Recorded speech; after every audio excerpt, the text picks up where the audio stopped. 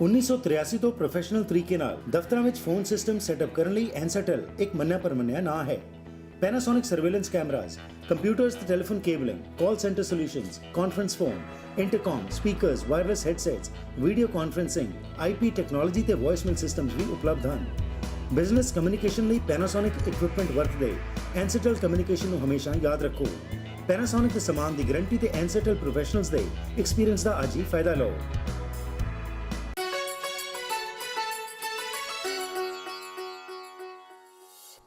ਸੋ break ਤੋਂ ਬਾਅਦ ਇੱਕ ਵਾਰ ਫਿਰ ਆਪ ਸਭ ਦਾ ਹਾਰਦਿਕ ਸਵਾਗਤ ਹੈ। ਗੱਲਬਾਤ ਚੱਲ ਰਹੀ ਹੈ ਗਿਆਨੀ ਅੰਮ੍ਰਿਤਪਾਲ ਸਿੰਘ ਜੀ ਨਾਲ, ਜਿਹੜੇ ਕਿ ਸਾਨੂੰ ਐਸਟਰੋਨੋਮੀ ਅਤੇ ਐਸਟਰੋਲੋਜੀ ਦੇ ਸੰਬੰਧ ਵਿੱਚ ਜਾਣਕਾਰੀ ਦੇ ਰਹੇ ਨੇ ਤੇ ਸਿੱਖਾਂ ਦਾ ਕੀ ਪਰਸਪੈਕਟਿਵ ਹੋਣਾ ਚਾਹੀਦਾ ਹੈ, ਇਸ ਬਾਰੇ ਵੀ ਅਸੀਂ ਗੱਲਬਾਤ ਕਰ ਰਹੇ ਹਾਂ। ਜੀ ਭਾਈ ਸਾਹਿਬ, ਸੋ ਬ੍ਰੇਕ ਤੋਂ ਪਹਿਲਾਂ ਜਿਸ ਤਰ੍ਹਾਂ ਤੁਸੀਂ ਜ਼ਿਕਰ ਕੀਤਾ ਸੀ 3 ਚੀਜ਼ਾਂ ਦਾ ਜਿਹੜੀਆਂ ਕਿ ਇਹ ਲਾਜ਼ਮੀ ਹੋਣੀ ਚਾਹੀਦੀਆਂ ਨੇ, ਤਦ ਹੀ ਤੁਸੀਂ ਜਿਸ ਤਰ੍ਹਾਂ ਪ੍ਰਾਈਮ ਮਿਨਿਸਟਰ ਦਾ ਜ਼ਿਕਰ ਕਰ ਰਹੇ ਸੀ।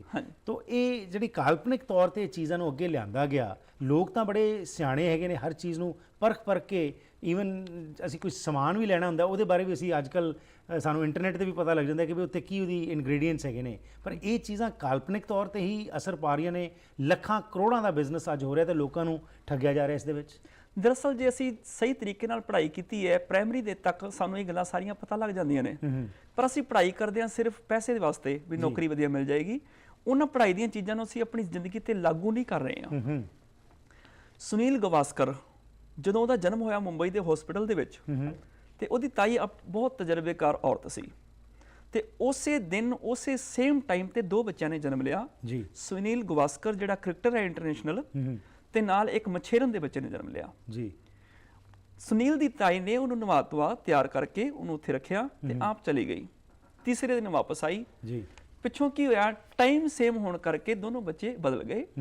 ਸੁਨੀਲ ਮਛੇਰਨ ਦੇ ਕੋਲ ਰਿਹਾ 3 ਦਿਨ, ਤੇ ਮਛੇਰਨ ਦਾ ਬੇਟਾ ਸੁਨੀਲ ਦੀ ਮਾਂ ਦੇ ਕੋਲ ਰਿਹਾ। ਇੱਕ ਦੂਜੇ ਦੁੱਧ ਵੀ ਪੀਂਦੇ ਰਹੇ ਨਾ। ਤੀਸਰੇ ਦਿਨ ਜਦੋਂ ਉਹਦੀ ਤਾਈ ਆਈ, ਉਹਨੇ ਦੇਖਿਆ ਵੀ ਇਹ ਬੱਚਾ ਸਾਡਾ ਨਹੀਂ ਹੈ। ਪਤਾ ਲੱਗਿਆ ਵੀ ਉਹ ਟਾਈਮ ਦਾ ਭੁਲੇਖਾ ਲੱਗਣ ਕਰਕੇ ਵੜ ਗਏ ਸੀ। ਹੁਣ ਸੇਮ ਰਾਸ਼ੀ ਚੱਕਰ, ਸੇਮ ਥਾਂ ਹਸਪੀਟਲ, ਤੇ ਸੇਮ ਹੀ ਟਾਈਮ ਦੋਨਾਂ ਬੱਚਿਆਂ ਨੇ ਜਨਮ ਲਿਆ। ਇੱਕ ਇੰਟਰਨੈਸ਼ਨਲ ਲੈਵਲ ਦਾ ਕ੍ਰਿਕਟਰ ਬਣਿਆ, ਨੇਮ ਹੈ, ਫੇਮ ਹੈ, ਪੈਸਾ ਹੈ। ਮਛੇਰਨ ਦਾ ਬੇਟਾ ਜਿਹੜਾ ਉਹ ਕਿਸੇ ਹਨੇਰੀਆਂ ਗਲੀਆਂ 'ਚ ਗੁਆਚ ਗਿਆ, ਜਿਹਨੂੰ ਕੋਈ ਵੀ ਨਹੀਂ ਜਾਣਦਾ। ਇਸ ਸੰਬੰਧ ਦੇ ਵਿੱਚ ਨਾ ਇੱਕ ਫਰਾਂਸ ਦਾ ਵਿਗਿਆਨੀ ਹੋਇਆ ਗਾਕੁਲਿਨ, ਉਹਨੇ ਅਖਬਾਰ ਦੇ ਵਿੱਚ ਇਸ਼ਤਿਹਾਰ ਦਿੱਤਾ ਕਿ ਲੋਕ ਆਪੋ ਆਪਣੀ ਜਨਮ ਕੁੰਡਲੀਆਂ ਮੈਨੂੰ ਭੇਜਣ, ਮੈਂ ਟੇਵੇ ਬਣਾ ਕੇ ਉਹਨਾਂ ਨੂੰ ਭੇਜਾਂਗਾ। 1500 ਲੋਕਾਂ ਨੇ ਆਪਣੀਆਂ ਜਨਮ ਕੁੰਡਲੀਆਂ ਭੇਜੀਆਂ, ਭਾਵ ਡੇਟ ਆਫ ਬਰਥ, ਟਾਈਮ ਤੇ ਸਥਾਨ ਲਿਖ ਕੇ ਭੇਜ ਦਿੱਤਾ। ਗਾਕੁਲਿਨ ਨੇ 1500 ਲੋਕਾਂ ਨੂੰ ਉਹਨਾਂ ਦੀਆਂ ਕੁੰਡਲੀਆਂ ਬਣਾ ਕੇ ਭੇਜੀਆਂ ਤੇ ਨਾਲ ਲਿਖਿਆ ਵੀ ਇਹ ਦੱਸੋ ਵੀ ਕਿੰਨੀ ਕੁ ਟੁਕਦੀ ਤੁਹਾਡੇ ਉੱਪਰ ਇਹ ਕੁੰਡਲੀ। ਉਹਨਾਂ 1500 ਲੋਕਾਂ ਵਿੱਚੋਂ 94% ਲੋਕਾਂ ਨੇ ਕਿਹਾ ਕਿ 100% ਸਾਡੇ ਜੀਵਨ ਦੀ ਤੂੰ ਗੱਲ ਕਰ ਦਿੱਤੀ ਹੈ, ਇਹ ਕੁੰਡਲੀ ਸਾਡੀ ਬਣੀ ਹੋਈ ਹੈ। ਬਾਅਦ ਵਿੱਚ ਉਸ ਗਾਕੁਲਿਨ ਨੇ ਜਵਾਬ ਉਹਨਾਂ ਨੂੰ ਇਹ ਭੇਜਿਆ ਕਿ ਇਹ ਜਿਹੜੀ ਕੁੰਡਲੀ ਹੈ ਇੱਕ ਹੀ ਆਦਮੀ ਦੀ ਹੈ, ਤੇ ਇਹ ਉਹ ਆਦਮੀ ਜਿਹੜਾ ਅਪਰਾਧੀ ਹੈ, ਕ੍ਰਿਮੀਨਲ ਹੈ, ਜਿਹਨੇ ਚੂਨੇ ਦੇ ਟੱਬ ਦੇ ਵਿੱਚ 27 ਬੰਦਿਆਂ ਨੂੰ ਡੋਬ ਕੇ ਮਾਰ ਦਿੱਤਾ ਸੀ, ਤੇ ਜਿਹਦੀ 1646 ਦੇ ਵਿੱਚ ਜਿਹਨੂੰ ਫਾਂਸੀ ਲਗਾਈ ਜਾ ਚੁੱਕੀ ਹੈ। ਮਤਲਬ ਕੀ ਹੈ, ਸਾਡੀਆਂ ਕੁੰਡਲੀਆਂ ਦੇ ਵਿੱਚ ਇਹ ਦੱਸਿਆ ਜਾਂਦਾ ਵਾ ਕਿ ਆਮ ਜਾਂ ਨੋਰਮਲ ਜਿਹੀਆਂ ਗੱਲਾਂ, ਮਾਨੋ ਜਿਵੇਂ ਕੋਈ ਅਸੀਂ ਆਮ ਤੌਰ ਤੇ ਕਹਿ ਦਿੰਦੇ ਤੇਰੇ ਕੋਲ ਪੈਸਾ ਬਹੁਤ ਆਏਗਾ, ਖਰਚੇ ਵੀ ਬੜੇ ਹੋਣਗੇ, ਟਿਕੇਗਾ ਨਹੀਂ ਤੇਰੇ ਕੋਲ, ਤੂੰ ਇੰਨਾ ਦਿਆਲੂ ਹੈ, ਕਿਸੇ ਦਾ ਵੀ ਭਲਾ ਕਰ ਦਿੰਦਾ ਹੈ, ਜਾਂ ਜਿਹਦਾ ਤੂੰ ਭਲਾ ਕਰਦਾ ਉਹ ਅੱਗੋਂ ਤੇਰਾ ਭਲਾ ਨਹੀਂ ਕਰਦੇ, ਨੁਕਸਾਨ ਕਰ ਦਿੰਦੇ ਨੇ, ਜਾਂ ਤੇਰੀ ਇੱਛਾ ਸ਼ਕਤੀ ਬੜੀ ਹੈ, ਜਾਂ ਇਸ ਤਰ੍ਹਾਂ ਕਿ ਤੂੰ ਆਪਣੀ ਗੱਲ ਵੱਖਰੀ ਤਰਕ ਨਾਲ ਕਰਦਾ ਵਾ। ਜੇ ਵਿਦਿਆਰਥੀ ਹੋਏਗਾ ਉਹਨੂੰ ਕਹੇਗਾ ਤੂੰ ਪਾਸ ਹੋ ਜਾਏਗਾ, ਕਿਉਂਕਿ 90% ਸਟੂਡੈਂਟ ਪਾਸ ਹੋ ਜਾਂਦੇ ਨੇ। ਨੌਜਵਾਨ ਹੋਏਗਾ ਉਹਦੇ ਨਾਲ ਰੁਜ਼ਗਾਰ ਦੀ ਗੱਲ ਕਰਨਗੇ, ਤੈਨੂੰ ਵਧੀਆ ਕੰਮ ਮਿਲੇਗਾ, ਤੂੰ ਵਿਦੇਸ਼ ਜਾਏਗਾ। ਜਿਹੋ ਜਿਹੇ ਲੋਕ ਉਹੋ ਜਿਹੀ ਗੱਲ ਤਕਰੀਬਨ ਕੁੰਡਲੀਆਂ ਦੇ ਵਿੱਚ ਨੋਰਮਲ ਗੱਲਾਂ ਲਿਖੀਆਂ ਹੁੰਦੀਆਂ ਨੇ। ਜਿੱਥੋਂ ਤੱਕ ਸਿੱਖੀ ਦਾ ਸਿਧਾਂਤ ਹੈਗਾ, ਸਿੱਖੀ ਨੇ ਇਹਨਾਂ ਸਾਰੀਆਂ ਗੱਲਾਂ ਨੂੰ ਰੱਦ ਕੀਤਾ ਗੁਰਬਾਣੀ ਦੇ ਵਿੱਚ। ਹੁਣ ਕੁਝ ਕੁ ਲੋਕ ਜਿਹੜੇ ਆਖਦੇ ਨੇ ਵੀ ਗ੍ਰਹਿ ਦਾ ਨਾ ਜੀ ਅਸਰ ਪੈਂਦਾ ਹੈ, ਔਰ ਉਹ ਇੱਕ ਐਗਜ਼ਾਮਪਲ ਦਿੰਦੇ ਨੇ ਕਿ ਪੂਰਨਮਾਸ਼ੀ ਮੱਸਿਆ ਨੂੰ ਜਵਾਰ ਭਾਟਾ ਆਉਂਦਾ ਸਮੁੰਦਰ ਵਿੱਚ, ਚੰਦਰਮਾ ਦੇ ਖਿੱਚ ਦੇ ਨਾਲ ਪਾਣੀ ਉਛਲਦਾ ਹੈ। ਬਿਲਕੁਲ ਸਹੀ ਗੱਲ ਹੈਗੀ ਉਹਨਾਂ ਦੀ, ਕਿਉਂਕਿ ਚੰਦਰਮਾ ਜਿਹੜਾ ਹੈ ਉਹ ਪੁੰਨਿਆਂ ਤੇ ਮੱਸਿਆ ਨੂੰ ਧਰਤੀ ਦੇ ਨੇੜੇ ਹੁੰਦਾ ਹੈ, ਉਹਦੀ ਗ੍ਰੈਵਿਟੀ ਜਿਹੜੀ ਹੈ ਪਾਣੀ ਨੂੰ ਖਿੱਚਦੀ ਹੈ। ਸਾਡੇ ਮਾਈਂਡ ਦੇ ਵਿੱਚ ਵੀ ਕੈਮੀਕਲ ਹੁੰਦੇ ਨੇ, ਤੇ ਸਾਡੇ ਮਾਈਂਡ ਦੇ ਵਿੱਚ ਹੀ ਹਲਚਲ ਹੁੰਦੀ ਹੈ। ਖਾਸ ਕਰ ਪਾਗਲ ਜਿਹੜੇ ਲੋਕ ਨੇ ਪਾਗਲਖਾਨਿਆਂ 'ਚ, ਉਹ ਅਗਰੈਸਿਵ ਹੋ ਜਾਂਦੇ ਨੇ, ਹਿੰਸਕ ਹੋ ਜਾਂਦੇ ਨੇ। ਇਸ ਗੱਲ ਨੂੰ ਜੋਤਸ਼ੀਆਂ ਨੇ ਫੜ ਲਿਆ।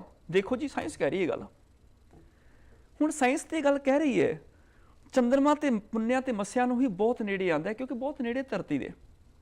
ਪਰ ਸ਼ਨੀ ਗ੍ਰਹਿ ਜਾਂ ਨੈਪਚੂਨ, ਯੂਰੇਨਸ ਜਿਹੜੇ ਨੇ ਇਹ ਕਰੋੜਾਂ ਅਰਬਾਂ ਮੀਲ ਦੂਰ ਨੇ, ਉਹਨਾਂ ਦਾ ਕੋਈ ਸਾਡੇ ਤੇ ਪ੍ਰਭਾਵ ਨਹੀਂ ਹੈ। ਰਾਈਟ। ਦੂਜੀ ਗੱਲ, ਜੇ ਉਹਨਾਂ ਦਾ ਕਦੀ ਇਸ ਧਰਤੀ ਤੇ ਪ੍ਰਭਾਵ ਪਏਗਾ, ਸਾਰਿਆਂ ਮਨੁੱਖਾਂ ਤੇ ਇਕੱਠਾ ਪਏਗਾ, ਇਹ ਨਹੀਂ ਵੀ ਮੇਰੇ ਤੇ ਪਏਗਾ ਤੇ ਤੁਹਾਡੇ ਤੇ ਨਹੀਂ ਪਏਗਾ। ਬਿਲਕੁਲ ਬਿਲਕੁਲ, ਸਾਰਿਆਂ ਤੇ ਇਕੱਠਾ ਹੀ ਪ੍ਰਭਾਵ ਪਏਗਾ।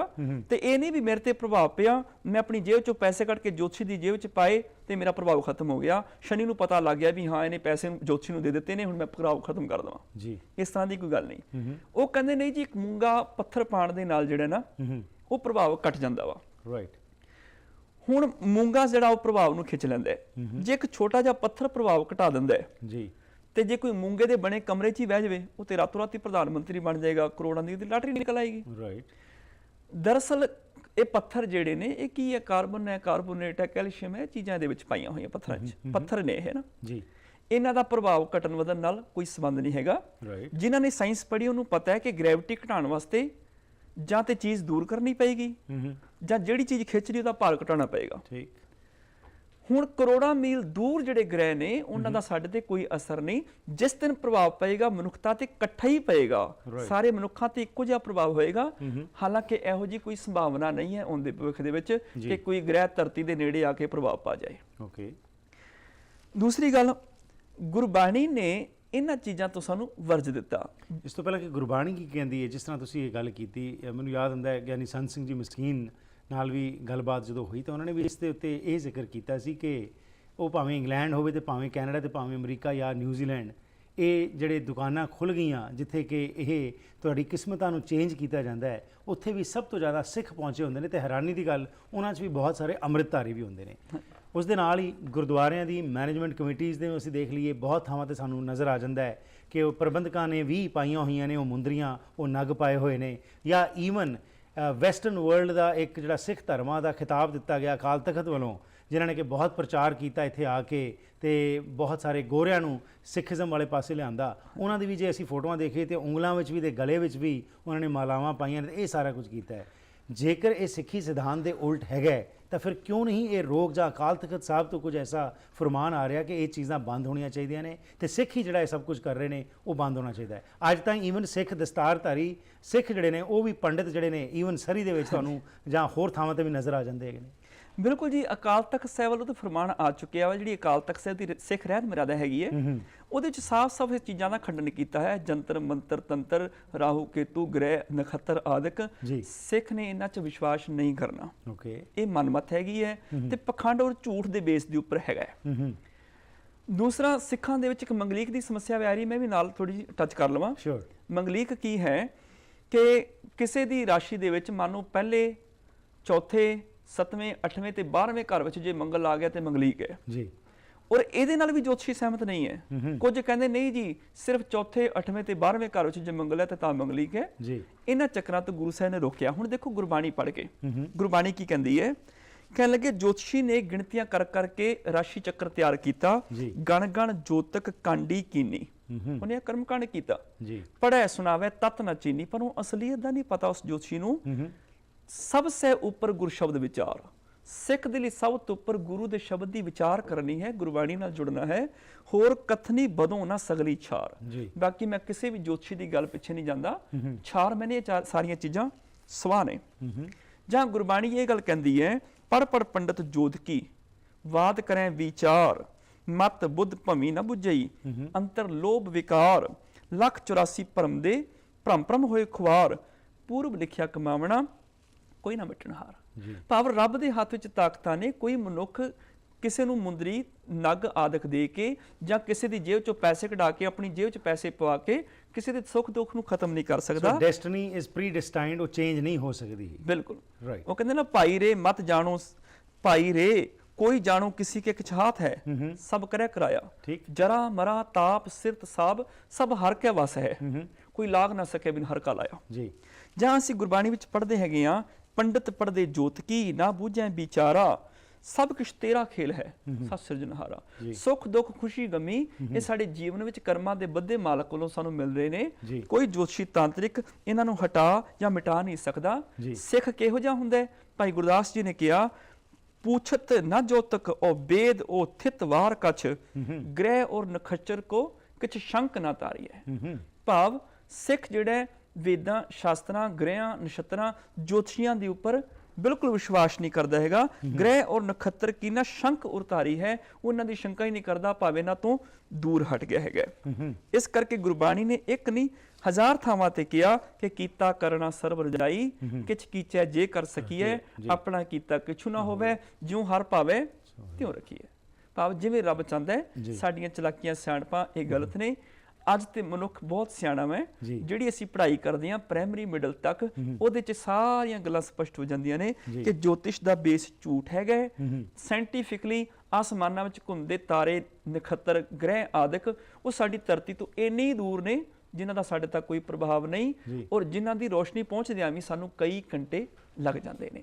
ਇਸ ਕਰਕੇ ਸਿੱਖ ਨੇ ਜੋਤਸ਼ੀਆਂ ਨਛੱਤਰਾਂ ਗ੍ਰਹਿਆਂ ਦੇ ਵਹਿਮ ਭਰਮ ਚ ਨਹੀਂ ਪੈਣਾ, ਸਿਰਫ कोई कार्य करना है तो गुरु अगे अरदास करके ਅਸੀਂ ਗੁਰੂ ਦੀ ਸਿੱਖਿਆ ਮੁਤਾਬਕ ਕਾਰਜ ਕਰਨਾ ਹੈ। ਬਹੁਤ ਖੂਬ ਜੀ ਜਿਹੜੀ ਤੁਸੀਂ ਗੱਲਾਂ ਕੀਤੀਆਂ, ਪਰ ਇਸ ਨੂੰ ਟੌਪਿਕ ਨੂੰ ਮੈਂ ਅਗਲੇ ਹਫਤੇ ਵੀ ਕੰਟੀਨਿਊ ਕਰਨਾ ਚਾਹਾਂਗਾ ਕਿਉਂਕਿ ਜਿੱਥੇ ਤੁਸੀਂ ਇਹ ਜ਼ਿਕਰ ਕੀਤਾ ਮੇਰਾ ਸਵਾਲ ਵੀ ਰਹਿ ਗਿਆ ਕਿ ਅੱਜ ਸਿੱਖ ਹੀ ਜਿਹੜੇ ਨੇ ਉਹ ਵੀ ਜਿਹੜੇ ਗੁਰਦੁਆਰਿਆਂ ਦੇ ਵਿੱਚ ਵੀ ਕੰਟਰੋਲ ਰੱਖਦੇ ਨੇ ਜਾਂ ਜਿਹੜੇ ਪ੍ਰਚਾਰ ਵੀ ਕਰਦੇ ਨੇ ਉਹਨਾਂ ਦੇ ਵੀ ਹੱਥਾਂ 'ਚ ਅਸੀਂ ਮੁੰਦਰੀਆਂ ਦੇਖਦੇ ਹਾਂ, ਨਗ ਦੇਖਦੇ ਹਾਂ। ਉਸ ਤੋਂ ਇਲਾਵਾ ਤਿਥੀ ਵਾਰਾਂ ਦੀ ਤੁਸੀਂ ਗੱਲ ਕੀਤੀ, ਅੱਜ ਸਿੱਖ ਮਹੂਰਤ ਕਢਵਾਉਂਦਾ ਹੈ, ਅੱਜ ਸਿੱਖ ਜਿਹੜਾ ਹੈ ਇੱਕ ਦਿਸ਼ਾ ਦੇ ਵਿੱਚ ਕਿ ਇਹ ਚੰਗੀ ਦਿਸ਼ਾ ਹੈ ਇੱਕ ਮਾੜੀ ਦਿਸ਼ਾ ਹੈ, ਇਹ ਸਾਰੀਆਂ ਚੀਜ਼ਾਂ 'ਚ ਜਿਹੜਾ ਵਿਸ਼ਵਾਸ ਸਾਡਾ ਬੰਦਾ ਜਾ ਰਿਹਾ ਹੈ, ਕਿਵੇਂ ਇਸ ਤੋਂ ਅਸੀਂ ਬਾਹਰ ਨਿਕਲਣਾ ਇਹਦੇ ਬਾਰੇ ਵੀ ਗੱਲਬਾਤ ਕਰਾਂਗੇ। ਤੁਹਾਡਾ ਧੰਨਵਾਦ। ਵਾਹਿਗੁਰੂ ਜੀ ਕਾ ਖਾਲਸਾ ਵਾਹਿਗੁਰੂ ਜੀ ਕੀ ਫਤਿਹ। ਅੱਜ ਗਿਆਨੀ ਅੰਮ੍ਰਿਤਪਾਲ ਸਿੰਘ ਜੀ ਜਿਹੜੇ ਸਾਡੇ ਨਾਲ ਸਾਂਝ ਪਾਈਏ, ਇਹ ਵਿਸ਼ਾ ਬੜੀ ਮਹੱਤਤਾ ਦਾ ਵਿਸ਼ਾ ਹੈ ਕਿਉਂਕਿ ਆਲੇ ਦੁਆਲੇ ਸਾਡੇ ਇਹ ਚੀਜ਼ ਬਹੁਤ ਜ਼ਿਆਦਾ ਪ੍ਰਚਲਿਤ ਹੁੰਦੀ ਜਾ ਰਹੀ ਹੈ ਅਤੇ ਹੈਰਾਨੀ ਅਤੇ ਸ਼ਰਮਨਾਕ ਇਹ ਗੱਲ ਕਿ ਗੁਰੂ ਦੇ ਸਿਧਾਂਤ ਤੋਂ ਬਿਲਕੁਲ ਇਹ ਮਨਮਤ ਚੱਲ ਰਹੀ ਹੈ, ਲੇਕਿਨ ਅਸੀਂ ਲੋਕ ਵੱਧ ਚੜ੍ਹ ਕੇ ਇਹਨਾਂ ਚੀਜ਼ਾਂ 'ਚ ਫਸਦੇ ਜਾ ਰਹੇ ਹਾਂ ਅਤੇ ਉਸ ਤੋਂ ਵੀ ਵੱਧ ਕਿ ਸਾਡੀਆਂ ਬੀਬੀਆਂ ਜਿਹੜੀਆਂ ਨੇ ਉਹ ਜ਼ਿਆਦਾ ਇਸ ਪਾਸੇ ਨੂੰ ਤੁਰ ਪਈਆਂ ਨੇ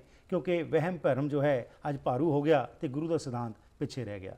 ਇਸ ਵਾਸਤੇ ਇਹ ਪ੍ਰੋਗਰਾਮ ਦਾ ਕਰਨ ਦਾ ਮਕਸਦ ਇਹੀ ਹੈਗਾ ਕਿ ਸਾਡੇ ਵਿੱਚ ਚੇਤਨਤਾ ਵਧੇ ਕਿ ਗੁਰੂ ਦਾ ਸਿਧਾਂਤ ਸਾਨੂੰ ਇਹ ਚੀਜ਼ਾਂ ਤੋਂ ਰੋਕਦਾ ਹੈ ਅਤੇ ਸਿੱਖੀ ਦੇ ਵਿੱਚ ਇਹ ਸਾਰੀ ਚੀਜ਼ਾਂ ਮਨਮਤ ਹਨ। ਅਗਲੇ ਹਫਤੇ ਇਸ ਪ੍ਰੋਗਰਾਮ ਦੇ ਵਿੱਚ ਜੋ ਸਪੈਸ਼ਲ ਡਾਇਰੈਕਸ਼ਨਸ ਦੀ ਅਸੀਂ ਗੱਲ ਕਰਦੇ ਹਾਂ, ਕੋਈ ਦਿਨਾਂ ਦੀ ਗੱਲ ਕਰਨੇ ਆ, ਪੂਰਨਮਾਸ਼ੀ ਦੀ ਗੱਲ ਕਰਦੇ ਹਾਂ ਕਿ ਇਹਨਾਂ ਦੀ ਕੋਈ ਥਾਂ ਹੈ ਸਿੱਖੀ ਦੇ ਵਿੱਚ, ਇਸ ਬਾਰੇ ਗੱਲਬਾਤ ਕਰਾਂਗੇ। ਪ੍ਰੋਗਰਾਮ ਵਿੱਚ ਸ਼ਾਮਲ ਹੋਣ ਲਈ ਧੰਨਵਾਦ। ਫੀਡਬੈਕ ਲਈ 604 603 7555 ਜਾਂ ਫਿਰ ਈਮੇਲ ਰਾਹੀਂ harpreet@akaltv.com ਤੇ ਸੰਪਰਕ ਕਰ ਸਕਦੇ ਹੋ। youtube.com/harpreet singh show ਤੇ ਵੀ ਜਾ ਕੇ ਤੁਸੀਂ ਇਹ ਸਾਰੇ ਪ੍ਰੋਗਰਾਮਸ ਦੇਖ ਸਕਦੇ ਹੋ। ਧੰਨਵਾਦੀਆਂ ਸਪਾਂਸਰਸ ਅਤੇ ਐਡਵਰਟਾਈਜ਼ਰਸ ਦੇ ਜਿਨ੍ਹਾਂ ਦੀ ਬਦੌਲਤ ਇਹ ਪ੍ਰੋਗਰਾਮਸ ਤੁਹਾਡੇ ਤੱਕ ਪਹੁੰਚਦੇ ਨੇ। ਫਿਰ ਮੁਲਾਕਾਤ ਕਰਾਂਗੇ, ਤਦ ਤੱਕ ਗੁੱਡ ਬਾਏ।